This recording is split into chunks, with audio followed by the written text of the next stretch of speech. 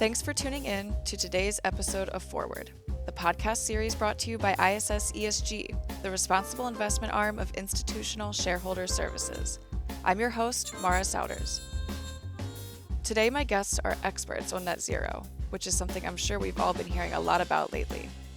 It seems every day there are new commitments announced by companies and countries alike that dedicate the entity to the goal of achieving net zero emissions. Just last month, the International Energy Agency released a comprehensive roadmap for the global energy sector to reach net zero by 2050. I'm very excited to have Steffen Bixby, Vice President and Senior Climate Analytics Consultant, and Neda Todorova, Climate Analytics Consultant, join me today to discuss all things net zero. What is it? Why is it so difficult to achieve? What frameworks are out there? And what can asset owners and asset managers do to contribute to the transition? Well, let's get to it. Welcome, Steffen and Neda. Thank you both for joining me today on the podcast. I'll turn it over to you two to kick off our conversation on net zero.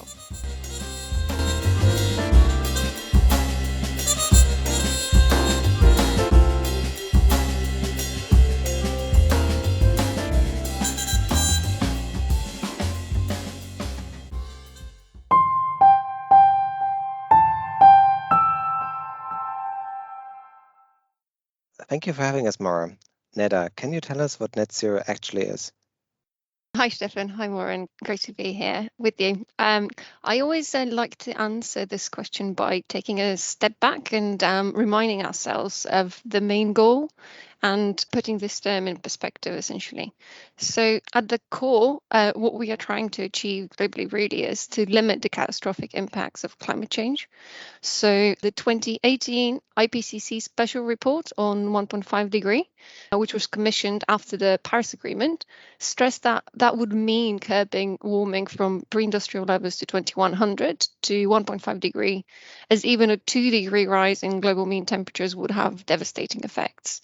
So limiting temperature increase is really our main goal here. Luckily, the relationship between the global mean temperature increase and the cumulative CO2 emissions is fairly linear, which then allows us to translate this goal into respective carbon budget.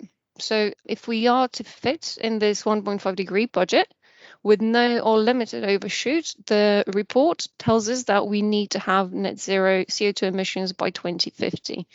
So in dry terms, what net zero means is that anthropogenic emissions are matched by anthropogenic removals.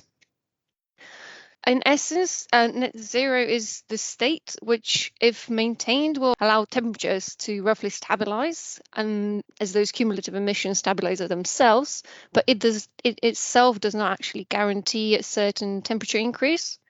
Thus, not only when, but also at what cumulative level of greenhouse gases we achieve this net zero state globally is very key.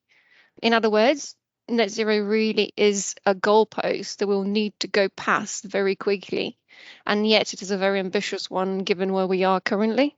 Not many companies or states are actually on track of achieving it. And Steffen, could you tell us a bit more about why it is so difficult to achieve, in fact?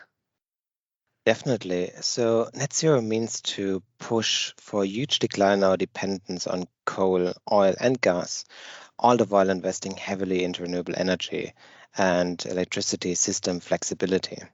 So we as a society need to decarbonize our economy in other ways. We need electric cars instead of internal combustion engines. We need more energy efficient buildings and retrofit existing ones. And we need higher recycling rates to cut down on our energy usage. Further, we need to change some of our behaviors. So as the last year has showed us, video calls can be a substitute for in-person meetings. We need to leverage these learnings from the pandemic. All this is not enough, however. In addition to deep decarbonization, we need carbon capture and carbon storage, as we cannot reduce our emissions to zero with efficiency gains alone. Some level of carbon emissions is simply necessary for maintaining our society and economic activity. Luckily, there are several ways of dealing with this. There is low technology solutions, such as planting more trees. There are further advantages to this, so prevention of soil erosion comes to mind, possibly also increasing biodiversity. However, obviously, there are practical limitations, as we only have so much space for planting trees. And this is where technology comes in, both in form of carbon capture and storage, as well as in form of carbon removal. For both, the idea is to capture the carbon in form of CO2 directly from a large point source, such as cement manufacturer, or from the air and sequester it using various means, such as chemical transformation to carbonates or geological storage under pressure. All of this will need significant investments, however, which is why there are many initiatives that aim at decarbonizing portfolios. Neda, could you tell me more about the most important initiatives? Sure. As you point out, Steffen, despite the challenges, the momentum is very strong and gathering speed ahead of the upcoming COP26 in Glasgow this year. So we have seen a wave of initiatives from civil society to public sector, businesses, financial institutions, which spurred up since the Paris Agreement, really, but specifically in terms of net zero after the special report on 1.5 that we mentioned earlier. So key financial institutions' net zero initiatives represent a membership body of over 160 FIs at the moment.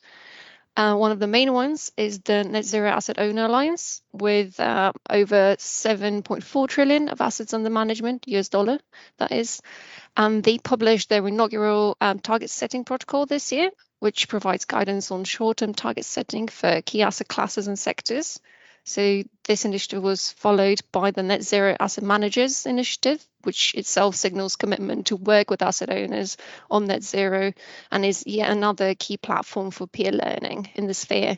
The Net Zero Banking Alliance, also set up this year, gathers commitment from over 42 banks with 28.5 trillion US dollars of assets.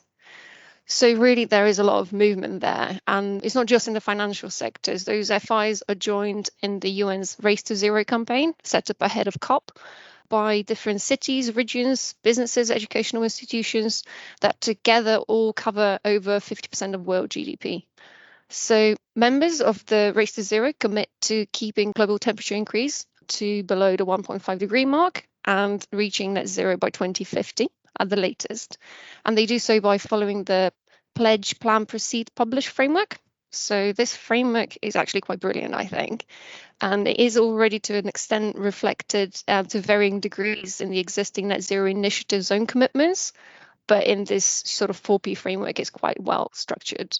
It does ask for target setting under the pledge pillar, then figuring out how those targets will be achieved under the plan, and then turning those plans into action under proceed.